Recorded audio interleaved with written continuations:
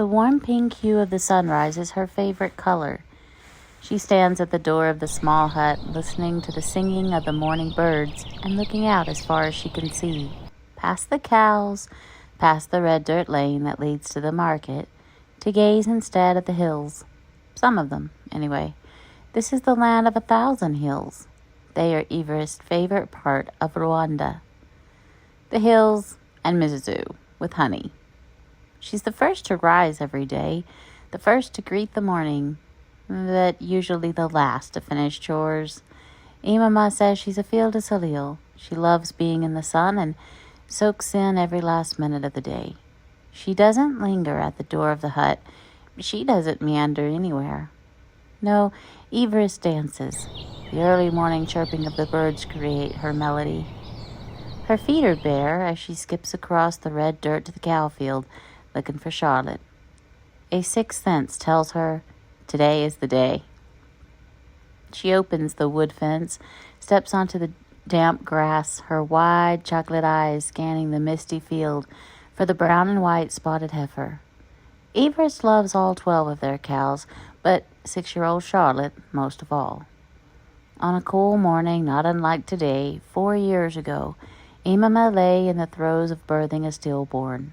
6-year-old Mammy played at a friend's hut. Pappy herded cattle, and then there was Charlotte. 10-year-old Everest, escaping the sadness of her mother's room, found herself watching the cow from her seat atop the fence. Its big brown eyes seemed worried as she lay at the far south side of the field, alone.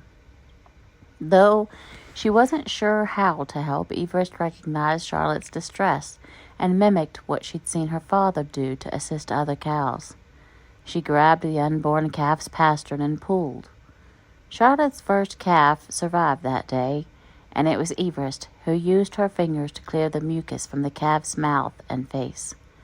Love burst in the girl's heart when the calf's dark eyes focused on her.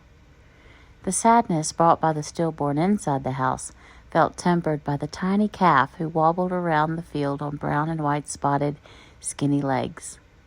Since then, Everest assisted Charlotte in delivering a calf each year, usually, like now, in late February. Having delivered 3 times already, this would likely be Charlotte's last calf. Excitement flows through Everest at the chance to witness another birth. A child of cattle herders, new life isn't unusual to see here. Still, each live birth leaves her in awe, for she knows breath is not guaranteed. As often as she's seen new life born, she's also seen death. She won't have long to sit with Charlotte. Everyone else soon will rise. The sun will get higher. The mist will clear. There will be chores to complete. For now, though, it's still. Everest runs her hand over Charlotte's head, pats her. Good morning there. Gonna have another calf today? The cow's tail swings. Her ears twitch. She stands, walks away, turns her head one way and then the other. Twisting her body to lean to the side, Everest glances behind her. I see it, Char. I do. I see your calf. Everest's smile stretches across her face, a dimple creasing her left cheek. Her charcoal ashy-colored hair is cut short, the curls forced to lie tight against her head. Without hair to hide it, her oval-shaped face gives away every emotion. And when she tires, her flattened nose scrunches. When she's happy, her bronzed caramel skin glows, as it does now. High on her tiptoes, Everest shifts her weight back and forth, dancing in place. Charlotte's nasally bellow arches Everest's eyebrows, but when she stomps her back leg, concern takes over.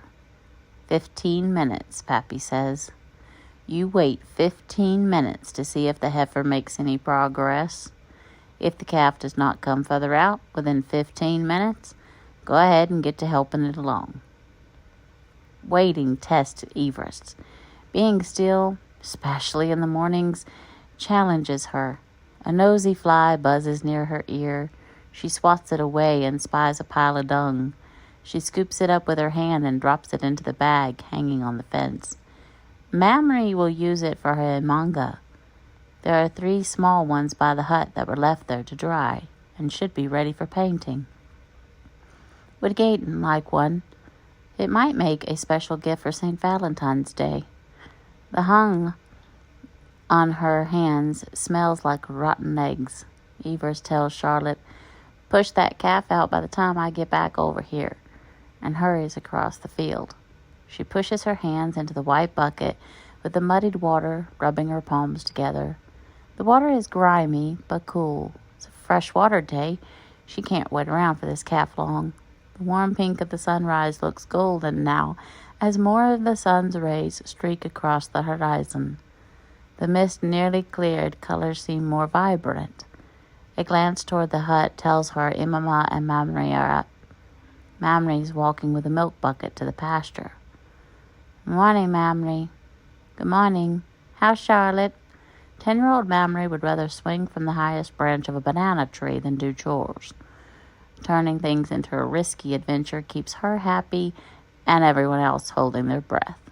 Evers says, "I'm going to check now. Probably going to need some help." "Going to milk?" "Yes. I bet it's a boy." Imama says we have to get back with the water before sundown. "I know. Also, I bet it's a girl." Mamre goes to the left to milk. Everest walks to the right to check on Charlotte. The calf still seems in the same place. Charlotte bellows. "Okay." Everest grabs the old rope, cautiously moves forward. Charlotte takes a step away, but Everest still gets close enough to throw the rope over the calf's pastern. When the heifer pushes, the girl pulls. Working in tandem, soon, more of the new calf is seen.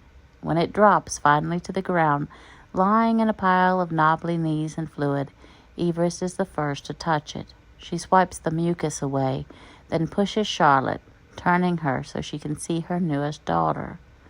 For a moment, Everest stands watching the mother prod her new calf, lick her clean. The world, now brighter and clearer than when she first rose, waits for her. She has until Mamre finishes milking to watch after new life, to feel proud for helping. When, long minutes later, the calf tries to stand, falls, and tries again, Everest laughs. It takes the calf 4 tries to get upright and stay up. She wobbles around, searching for Charlotte, and begins to nurse. "Ready to go?" Mamre asks, and then shakes her head. "That old girl needs to have a son." Charlotte births only daughters. Pappy thinks she's cursed. Everest thinks she's magical.